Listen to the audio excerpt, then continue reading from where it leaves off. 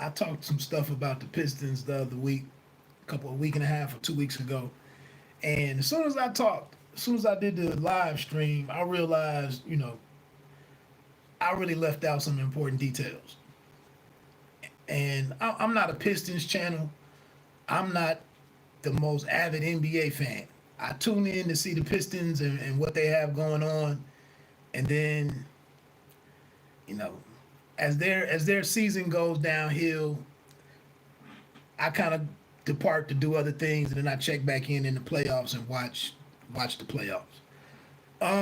But the Pistons, I did like some thoughts on how the team was looking, and was really like late, completely late to the game about Jeremy Grant being an addition, and probably arguably the key addition for the team. So what I did want to just come back and say, I am somewhat optimistic about the team, and I think I don't hate what Troy Weaver has attempted to do, and I'm optimistic. I can tune in for a little bit and see how all of this plays out.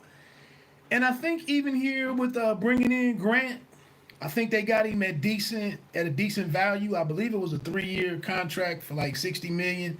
It's a lot, 20 million a year for Grant, but you got to pay something. You're gonna have to pay something to have a person that can contribute.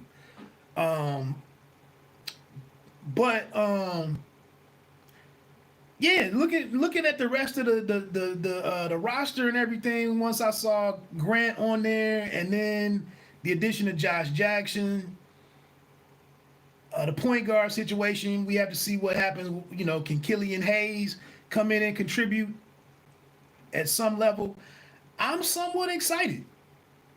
Mason Plumlee at center, okay, but that gives them some time to see what Isaiah Stewart is, who I said was undersized and who didn't play last night. So let's get into the first preseason game, 90-84 loss to the New York Knicks. I don't make a whole lot about preseason games and whatnot, and they, in my opinion, they mean even less in the NBA. But I know, everything is jacked up right now. The season is obviously starting late. The young kids didn't get to finish, their postseason last year. Training camp has been whatever it is. NBA training camp even isn't even the same, it isn't even the same as the NFL and whatnot. But they got to get rolling. So just looking at some of the turnout, nobody really played a lot of minutes last night. One thing that jumps off the screen is the newcomer Sadiq B had 14 points in 19 minutes. I'm definitely not going to expect that every night, but I think if he could be a starter, would be such a boom for the team. If he could be a starter, that would be phenomenal. And someone that contributes, 8 to 10 points a night or something, that would be unbelievable. So, but again, this is preseason. It's at home. Maybe it's just a blip on the screen for Sadiq B. But he's a cat to watch. I didn't even really realize that Jahlil Okafor was still in the NBA. I didn't. He had 5 points last night, but he's another, decent sized body. Because we don't really have a great front court, to be honest. But so when I went back and looked into the Jeremy Grant situation, Troy Weaver was focused on him because he saw the improvement, and I believe there was a connection to him because Grant was with the OKC Thunder at an earlier point when he first came into the league. I think he was also with the 76ers. But Grant showed out in the playoffs. That catches Weaver's eye. He thinks he's a guy who can continue to develop to some degree, to some extent. So when I realized that he was on the team and at good money, cap-friendly money, and looking at the growth that we saw in the playoff bubble last year, or in the bubble And then going into the playoffs, I think he had at least 2 or 3 games where he was at 19 or 20 points. And he had one game where he completely just blew up. I was like, damn. So Jeremy Grant and Troy Weaver were optimistic that Grant could step forward and be more of a show that he can shoot, be more than catch and shoot. You know, he could probably run the floor. Maybe he's a scorer at 2 levels. Maybe he's a scorer at 3 levels. But what else can they add to him? Shot up around 40% from behind the arc. Can guard a number of different positions. So I'm like I said, I'm optimistic. If Josh Jackson has anything there to him, if there's some real value in him, we're kind of getting back to the way that the Pistons used to accumulate talent and build and field a competitive team. You get a bunch of guys who kind of been slighted or they play with chips on their shoulders because they have something to prove. They all come together and play for the betterment of the team, put aside their personal, you know, their individual stats. So I think this group is a good start, man. I mean, like I said, if Josh Jackson can come back and become a contributor, a solid contributor, if he's willing to play defense and he continues to, you know, not be able to knock down shots, that's not a bad, and if he's a starter, that's not a horrible starting, you know, 5. It's not top 4 seed starting 5, in my opinion. We got to see whether Griffin's health can hold up. But I ain't mad at this team. And I think it's a team that can be somewhat competitive, can be middle of the road at least. And that at least gives Detroit Pistons fans something to be interested in, to stay engaged with the team. I'm only watching the Pistons. Exactly. I haven't seen him, man, but I want to. I see he had 5 points, 21 minutes, 4 boards, and 3 assists, and that's it. I think that's the things to watch is can Killian Hayes play? How do they balance him and Derrick Rose, who had 10 points in 18 minutes? I didn't realize Wayne Ellington was back with the team. This Sfee cat, I've been seeing Sfee's name for a couple of years. I believe he came over from the Lakers. He had 14 points. Like, can he be a shooter or not? Like, carrying this guy on the roster for several years now, can you contribute? You know, they shipped off the guys that aren't on the team anymore. They shipped them off after seeing kind of what their ceilings were and bringing in this new group. But can you actually play or not? Dumyum Sekou, 11 minutes, 4 points, 4 rebounds. Can he take a step forward this year? But like I said, man, to see Sadiq Bey, or B, however he pronounces his last name, out of him and Hayes, you know, can those guys play 15 to 25 minutes a game or 15 to, you know, what's going to be their contributions? So that's all, man. I really just wanted to come back on, and I really didn't kind of realize a couple new additions and key additions that they had on the team when I was talking last week. But like I said, man, I'm somewhat optimistic. I'm gonna keep an eye on what Kennard goes off and does.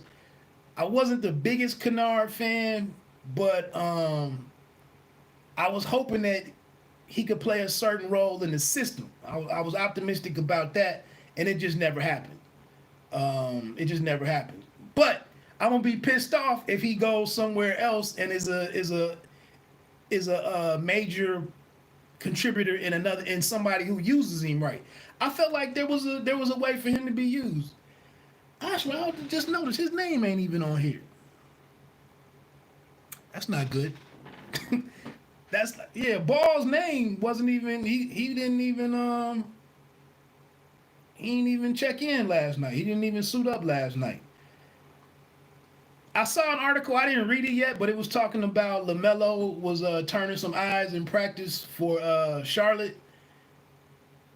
Yeah, he got a non-guarantee. But I saw where LaMelo was turning some eyes in practice, and before I realized that it was the young boy, I was hoping it was the ball with the Pistons.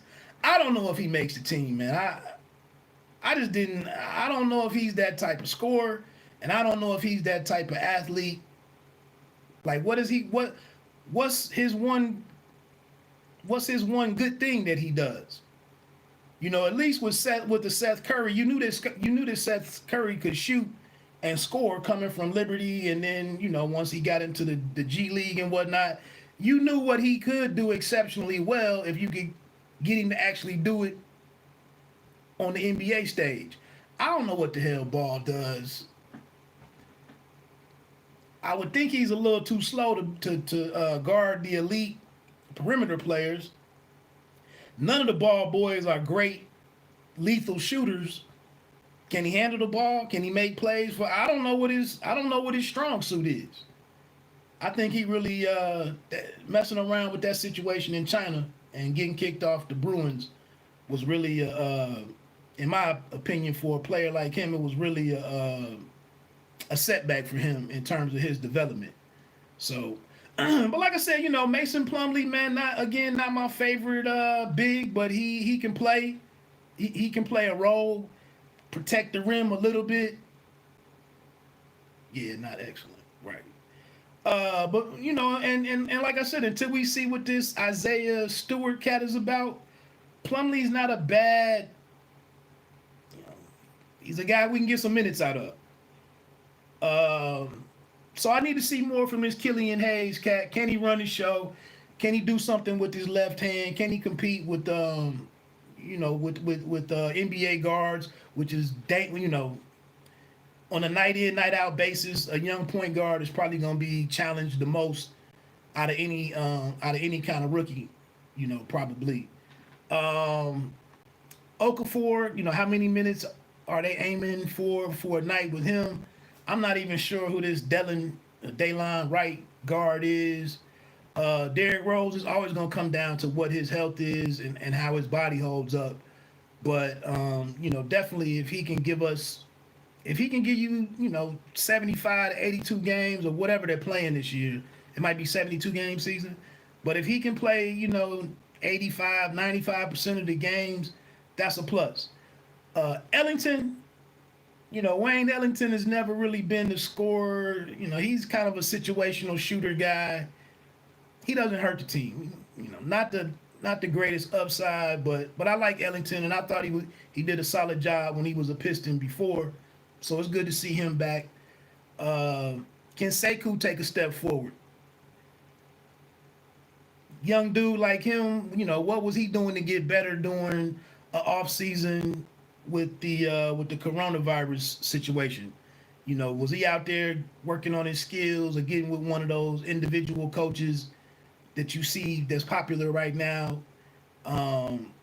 Was he working out on his own? What was he doing? It was kind of a critical season for any second-year player and any rookie coming in because of everything being disrupted with the COVID situation. So, like I said, that's all I really wanted to jump back on, man. I'm kind of optimistic of what the team is doing.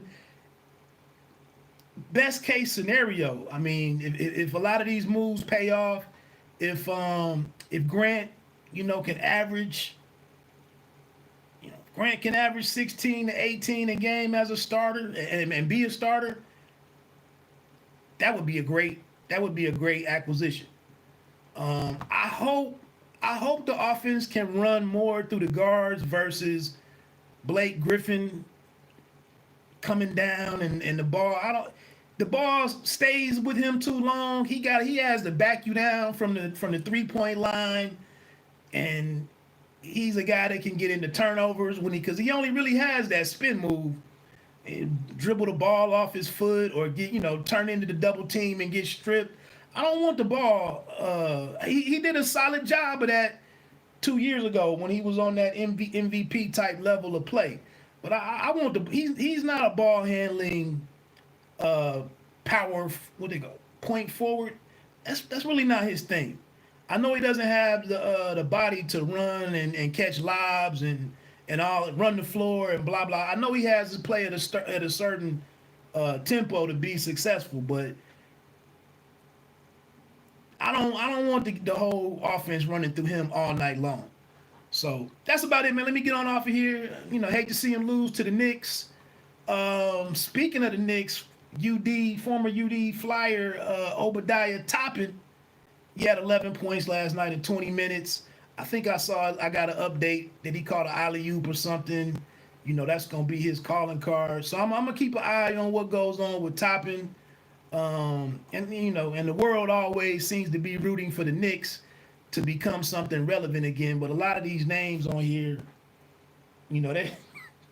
they're still in the middle of building. Definitely. Hey, enjoy the rest of this weekend, man. You see, I'm wearing this Michigan gear. It was a little ironic to me that the team that said they had the best protocol in place.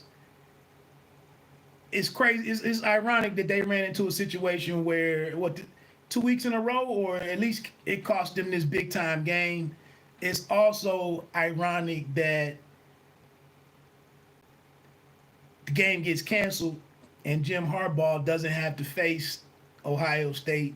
From what I understand, they're looking at a contract extension right now, definitely with a lower compensation, annual compensation for him. Had he got blown out today, had he got embarrassed today, which was likely to happen, you might not have even been able to bring him back to Ann Arbor. So it's kind of interesting that that game doesn't happen today. Exactly. But what I'm saying with the game not happening today, and that shows you how bad we are, or how bad the Wolverines are. Like, dude went out there and laid a total egg to this year, had a horrible season, under the same circumstances as everybody else. We did have a couple kids who opted out, but to see the whole Joe Milton thing fall apart right in front of our eyes very early was disheartening and discouraging. And the fact of the matter is, it looks like looks like they feel that he's the best option to bring back next year. And I just don't see the dude turning it around. I really don't. I guess one thing was like that he's been saying he hasn't had the money to bring in the right coaching staff pieces, but Gaddis and some of those other cats, they ain't horrible. Like, with him orchestrating everything, it's been an utter failure. And I'm with you. Yeah, they should have cut him. I mean, they should have moved on. I just think, that whole Michigan man stuff is dead. And it's really the tough thing is there's no young coach out there, or there's no up and coming coach out there at another program that's really jumping off the screen right now. There's no Dabo Sweeney out there. There's no Urban Meyer at a Utah or Utah State. There's really no great names out there to go and get. We just got to wait and see. But I am disappointed to hear that he could be back at the top of things, because the one thing that's terrible about him, man, is that you're right. You are right. I was thinking about Fickle. I was thinking about him the other day. I just don't know, with him being, a former Ohio State guy, although it worked before. It worked before. I don't know if they would go do that. But that's who they need to contact, in my opinion, is Luke Fickell. I agree with that. The Ohio State cat, I'm not that familiar with him, but I think they were a better club than expected, and I think there was some buzz around that dude. Yeah, that Michigan man, that day is gone. That day is gone. You're right though, man. That's a great call with Luke Fickell. What he's doing down. The only thing is Cincinnati. I don't think Cincinnati really played anybody this year. But like you just said, that whole Michigan man thing, I at least like the fact that Fickle comes from that Ohio State culture and what they had down there in terms of winning football. And I don't see anything that generates or feeds into a winning football culture. And then we see Donovan Peoples and some, we see a lot of these cats who've come through the building over the last 4 or 5 years. We're seeing a lot of those cats not be too bad in the pros. But while they were in Ann Arbor, they were just whatever. So I'm with you that I think we know what the source of the problem is, and somebody just has to have the stones to say we're gonna roll the dice, try something different. Maybe there's a concern about appealing to boosters, whatever. I'm with you, man. Reach out to Fickle, and if he would come up there, I think that's the direction to go in. And that's crazy because Fickle didn't do all that great his 1 year in his 1 year in Columbus, but we know it was in transition and whatnot. But I like him that he has ties to the region, and like I said, I like that he was able to implement a lot of the stuff that he probably learned while being on the squad with under the on in the regime with Meyer. And we just so irrelevant that you got to do something above and beyond to kind of get back into relevance. So let me go on and get on with my day. Checking out this Kentucky basketball team. They don't look too bad this year. They don't look too bad. At least we got Juwan. At least Juwan has some players in the pipeline. I think he got a couple, top 50, top 100 kids or something. Next year or whatever. So I continue to be optimistic about the basketball team. I don't really know if I like how the team is built this year in a way, but I mean, they're definitely not a bad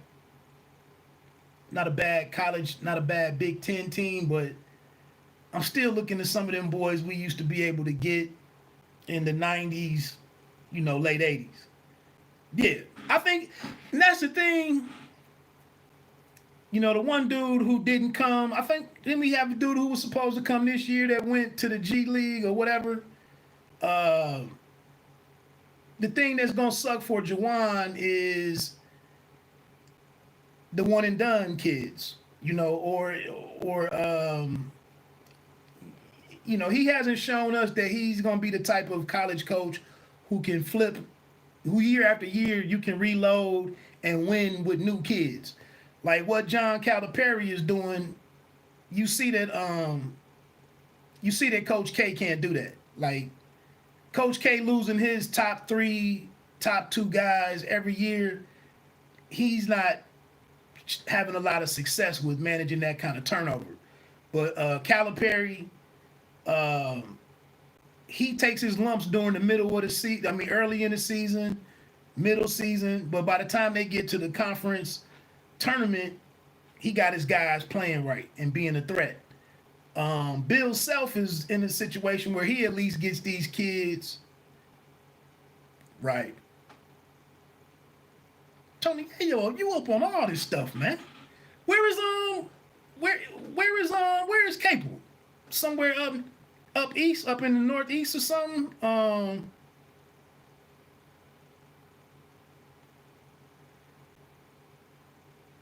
Pittsburgh. Right. I used to like Pittsburgh a lot. That was one of my dark horse teams. Yeah, man. He was the good recruiter, but I'm just saying, it seemed like that last year with the big 3 with Zion, it seems like Coach K, like he doesn't know how much to coach. He doesn't want to overcoach. Exactly. which should be dope for Pittsburgh if he can bring that type of talent up there. But it just seems like Coach K hasn't delivered with any of these big classes that he's had, and I don't even think he hasn't even made it to like the Sweet Six. I hate to look it up real quick to see where they got put out at, but I know Zion had the injury and whatnot, and then people were advocating for him not to return. It messed up the chemistry and whatnot, but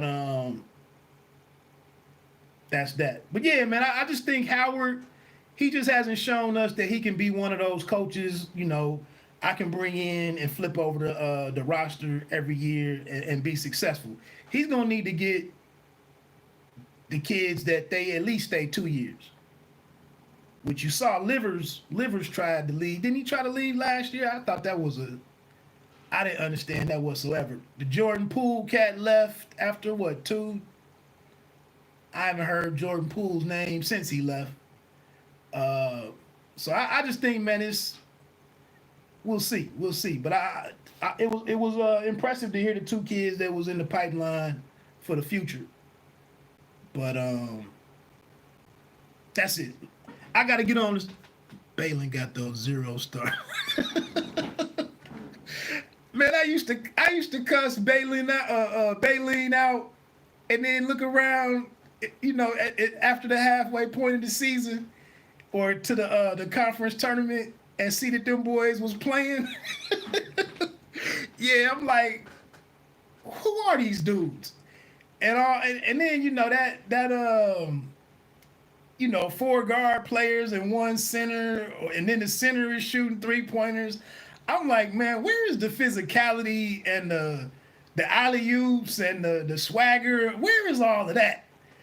But Bayline had the good team, that year with obviously with the kid out of Columbus, Trey Burt, and Hardaway Jr. and that squad was nice. But yeah, it was a couple years in there where I'm like, man, these 0.5 stars. My man says 0. That's another thing. We don't even have a shot at what's his name? Ebony Bates. Bates. We don't even have a shot at him. Just kind of disappointing. Which he might, who knows where the one and done rule could be, or if that's even gone already. Or if he goes and does the G League select, Imani going pro though. Yeah. Well, I mean, but are they gonna have the one and done gone that he can go straight to the league, or is he gonna have to spend that year in the with the G League select team? That would be my only question. Or does he just go to Europe or something for a year? I mean, he can pretty much do whatever the hell he wants to do, but it just would have been nice